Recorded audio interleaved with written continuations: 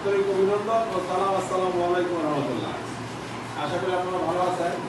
আমরা সিপিএসির পক্ষ থেকে সেবামূলক কার্যক্রম করে থাকি সারা বাংলাদেশ ব্যাপী।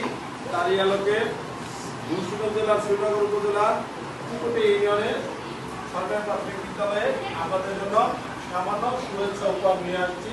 খাতা এবং কলম, শিক্ষা উপকরণ, খাতা এবং কলম আপনাদেরকে আমরা শুভেচ্ছা উপহার হিসাবে প্রদান করবো। আপনারা সাদরে গ্রহণ করবেন। সিপিএইচডি প্রোগ্রাম, সিপিএইচডি এর অর্থ হচ্ছে citizen programme for human development. এর প্রতিষ্ঠাতা ডক্টর সায়েম আমিন ফয়সাল, উনি একজন তরুণ অর্থনীতিবিদ।